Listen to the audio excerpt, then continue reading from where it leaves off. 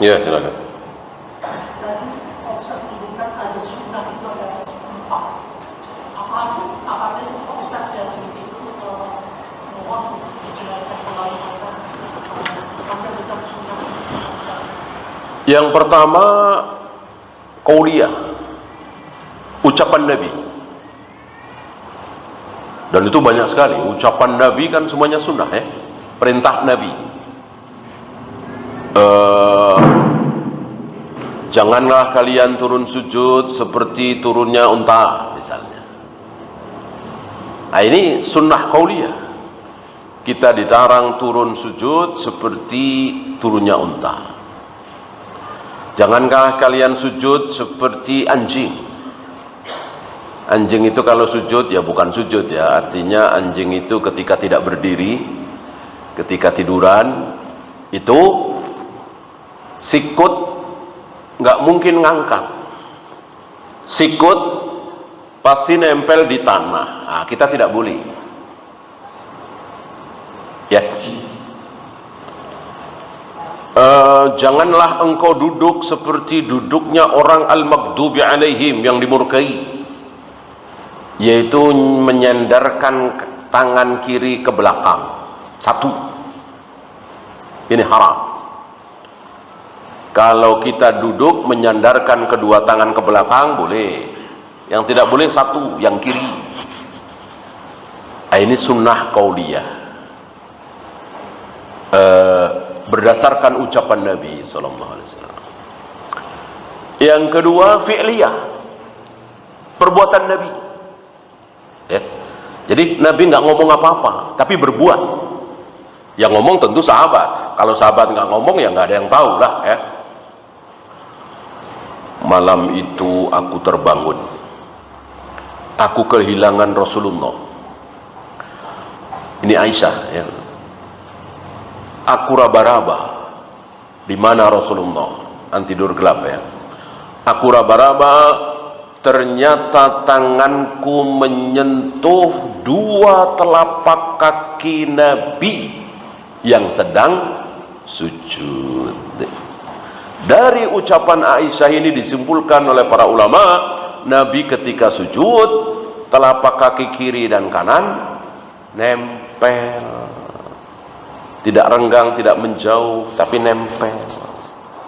Sebab kalau menjauh, tentu Aisyah tidak akan mengatakan telapak tanganku menyentuh kedua telapak kaki Nabi.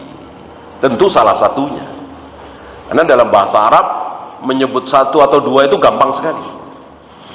Ya, nggak usah pakai kata-kata dua, nggak usah pakai kata-kata satu, cukup pakai ya. Qodamahu berarti satu, qodamaihi berarti dua. Cuman pakai ya doang. Sangat mudah. Gitu ya. Kalau kita kan agak sulit. Gitu. Kalau kita paling garis besarnya, oh tanganku menyentuh telapak kakinya, nggak jelas telapak kaki satu apa dua. Kalau dalam bahasa Arab jelas. Ini kenapa rahasianya, kenapa Allah sengaja menurunkan Nabi terakhirnya di Arab dengan bahasa Arab. Mudah. Nah, Nabi nggak bilang apa-apa, yang bilang Aisyah. Bahwa Rasulullah ketika sujud itu telapak kaki kiri dan telapak kaki kanan nempel, tidak berjauhan. Ini sunnah fi'liyah, perbuatan Nabi. Ummu Salamah lain lagi, aku melihat Rasulullah sujud, dan ketika sujud itu seandainya ada anak kambing lewat di bawah ketiak beliau, bisa. Kalau beliau sujud rapat begini, ya nggak mungkin bisa. Maka beliau sujud bersayap, ketiaknya terbuka. Kalau ada anak kambing yang lewat, bisa. Ya. Nah, ini sunnah fi'liyah, perbuatan Nabi. Tentu diucapkan oleh para sahabat. Yang ketiga, takririyah. Takririyah. Jadi Nabi diem, membiarkan takrir. Ada orang datang ke masjid. Enggak sholat tahiyatul masjid, langsung duduk. Ada 3 orang ya, ada 3 orang. Nabi sedang memberikan ilmunya. Datang 3 orang, yang satu pergi, yang satu lagi karena malu cari tempat paling belakang. Yang satu lagi dia nyari-nyari tempat, nggak malu dan dapat tempat. Tiga-tiganya dikomentari oleh Nabi. Yang pergi begini, yang malu, Allah pun malu begini. Nah, yang 2 duduk di masjid itu tanpa tahiyatul masjid. Ya, Nabi diem. Nah, dari sini disimpulkan oleh para ulama, ini dalam rangka membantah ya, dalam rangka membantah sebagian ulama yang mengatakan sholat tahiyatul masjid itu wajib. Ya, karena berdasarkan dalil bahwa ketika Nabi sedang khutbah Jumat, kalau tadi bukan khutbah Jumat ya, Nabi pernah sedang khutbah Jumat, datang orang langsung duduk, kata Nabi, sudah sholat 2 rakaat, maksudnya tahiyatul masjid. Belum ya Rasul, sholat dulu 2 rakaat. Padahal mendengarkan khutbah wajib apa tidak? Wajib. Kok dikalahkan oleh sholat tahiyatul masjid? Maka sholat tahiyatul masjid wajib. Ini sebagian ulama. Jadi antaranya beberapa murid Syekh Albani ya. Dibantah oleh Syekh Sulaiman bahwa tidak wajib. Ini takrir Nabi. Seandainya wajib, tentu Nabi akan menyuruh 2 orang yang langsung duduk mengikuti taklim beliau itu untuk sholat tahiyatul masjid. Sebagaimana beliau nyuruh kepada orang yang langsung duduk tadi saat beliau khutbah Jumat. Itu takrir namanya. Termasuk ketika Khalid bin Walid dan beberapa sahabat dengan lahapnya makan daging dob, sering diterjemahkan dengan biawak ya. Sepertinya tidak tepat terjemahan itu, karena ada perbedaan antara dob dengan biawak di negeri kita ini. Nabi nggak makan, tapi Nabi dia berarti daging dob halal apa haram? Nabi nggak mau makan, halal apa haram? Tentu halal. Kalau haram tidak mungkin beliau takrir. Beliau diam. Kalau haram tentu beliau nggak diam. Pasti akan larang, jangan makan itu, haram. Ya, berdosa bagi beliau ketika ada hal yang haram dilakukan oleh sahabat, kesalahan, kok beliau diam saja.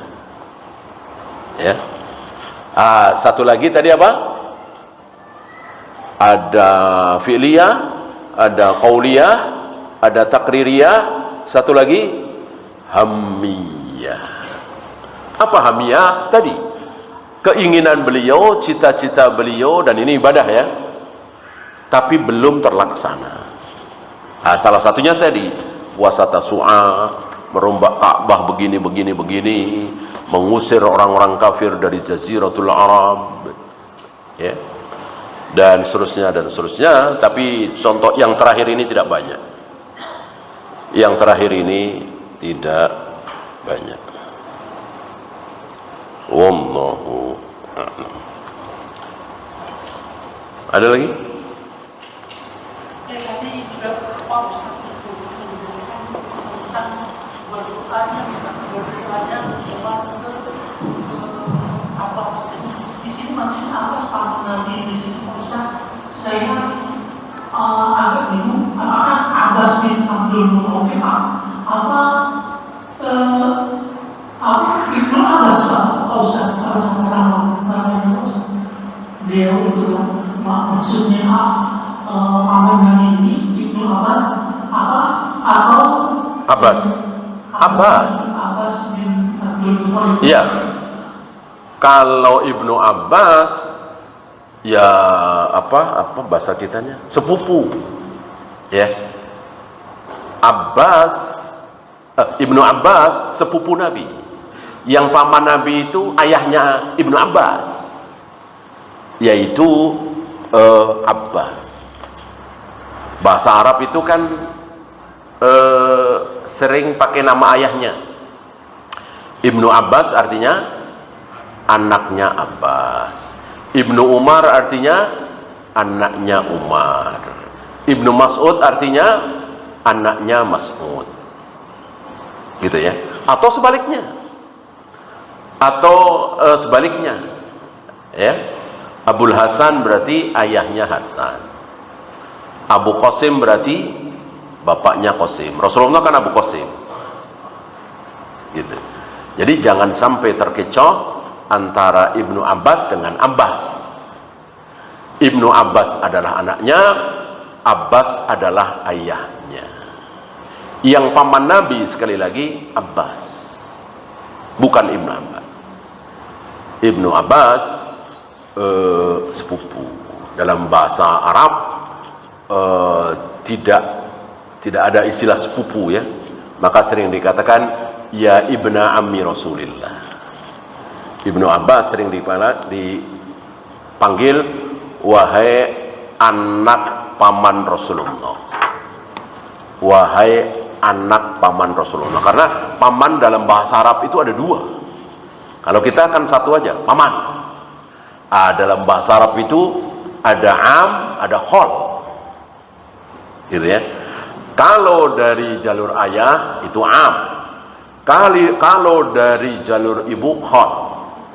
Nah, kita miskin, paman, gitu. Padahal paman kita itu kan bisa saudaranya ayah, paman, saudaranya ibu, paman. Dalam bahasa Arab dibedakan, ada am, ada khol. Begitu juga bibi. Ada ammah, ada kholah.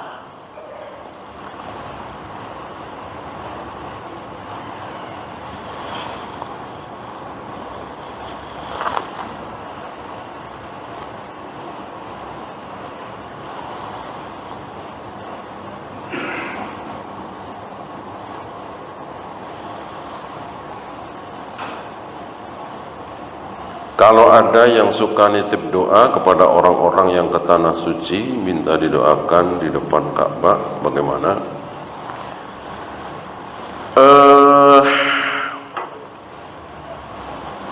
Seperti yang kita bahas tadi ya. Minta doa kepada orang boleh. Barangkali ada yang mengatakan, oh khusus yang soleh, yang di atas kita. Enggak. Karena Rasulullah pernah minta kepada Umar saat Umar sedang berdoa atau mau berdoa. Apa? Wahai Umar, jangan lupakan aku dalam doamu, doakan kebaikan. Umar merasa tersanjung sekali dengan ucapan Nabi. Padahal derajat Umar, kesolehan Umar, ilmu Umar, ketakwaan Umar tentu di bawah Nabi alaihi salatu wassalam. Ya. Maka menyimpulkan bahwa minta doa itu hanya kepada orang yang lebih soleh tidak tepat. Ya. Berarti boleh. Ya. Berarti boleh dengan teman kita, saudara kita, ya. Ya mungkin sedang safar, doanya dikabulkan, atau tadi di depan Ka'bah, gitu ya.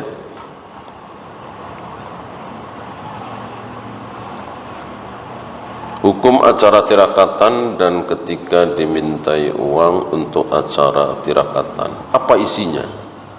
Kalau isinya bid'ah apalagi syirik, ya tentu tidak boleh disumbang dalam bentuk apapun. Kalau isinya adalah ritual-ritual, dari namanya tirakatan itu ya. Kalau kegiatan dunia dan itu halal, ya silahkan menyumbang, mungkin olahraga atau apa. Kalau tirakatan saya kira ada ritualnya, jelas ritualnya tidak sunnah. Dari namanya aja kan tidak mungkin ada acara sunnah mahdoh namanya tidak sunnah, kan tidak mungkin.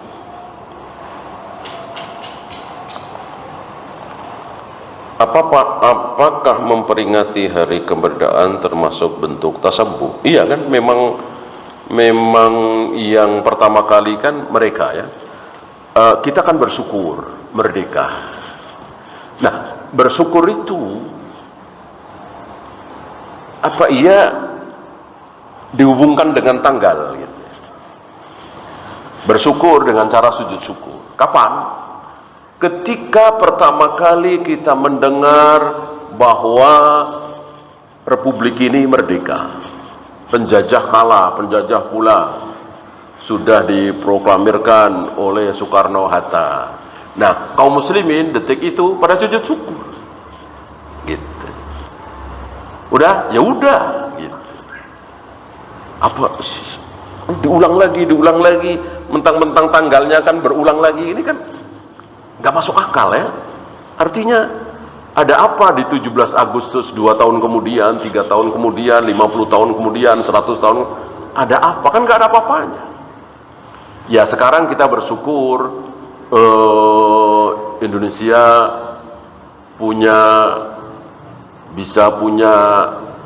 bisa bikin pesawat tempur misalnya ya. Nah, kita bersyukur, sujud syukur. Indonesia punya tol di atas laut terpanjang sedunia misalnya. Ah, kita bersyukur. Gitu ya. Diresmikan tol tersebut 20 Agustus tahun 2025 misalnya. Lalu bagaimana tahun 2026? Ya udah beda lagi. Ya, tidak mengulang yang sudah kita syukuri. Wallahu. Habis? Ya, silakan.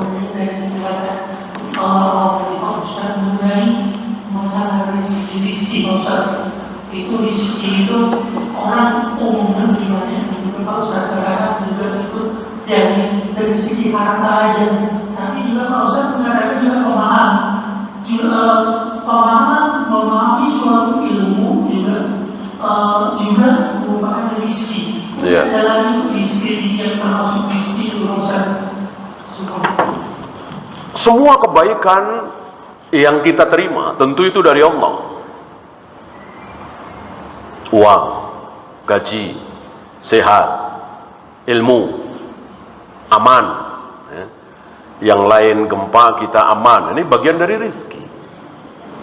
Bahkan tadi pemahaman, nggak mungkin kita membantah sabda Nabi, warzuqni fahman, berikanlah rezeki kepadaku berupa pemahaman. Berarti bisa memahami ayat, memahami hadis, memahami ilmu adalah rizki. Ya, maka jangan merasa kita diberi rizki sedikit lantaran miskin, sementara kita faham. Gitu. Ini faham, itu faham, sementara saudara-saudara kita malah nggak faham. Ya.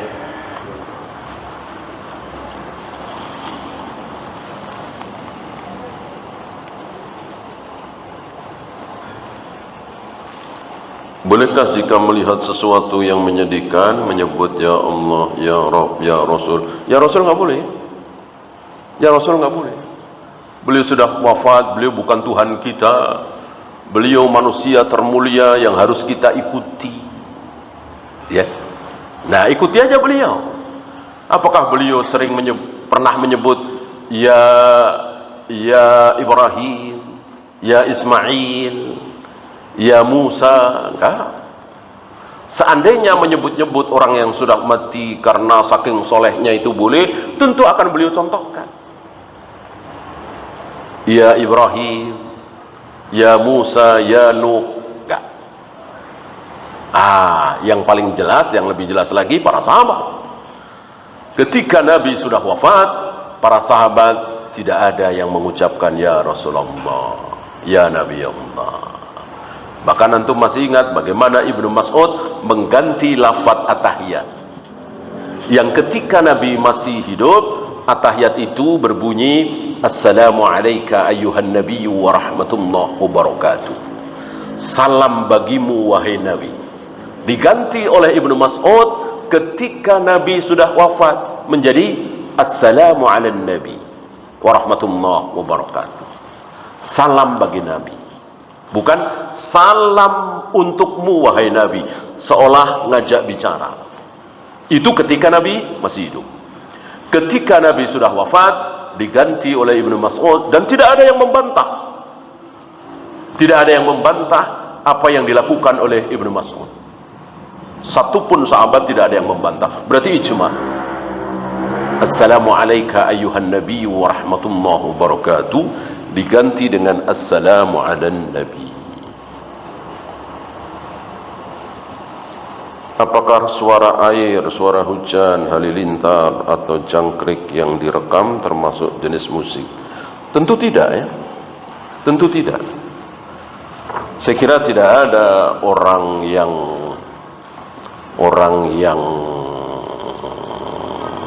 normal, waras, ya, mengatakan bahwa itu musik. Musik kan dari alat, gitu. Sedangkan ini suara jangkrik, betul-betul jangkrik. Suara ayam, betul-betul ayam. Suara kerbau, belum betul-betul kerbau. Suara air, betul-betul air. Bukan alat musik.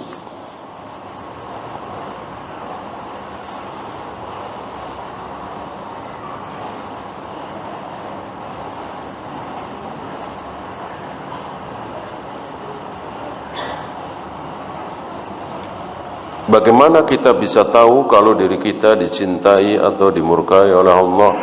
Tidak tahu, kecuali dengan tanda. Kecuali tanda. Ya gimana Allah nggak murka? Jarang sholat, iya kan? Pada puasa Ramadan malah ngerokok, ngopi siang-siang. Ya gimana Allah nggak murka? Tanda. Kita berharap ketika kita melakukan ketaatan-ketaatan, Allah cinta kepada kita, itu pun tanda, gitu ya.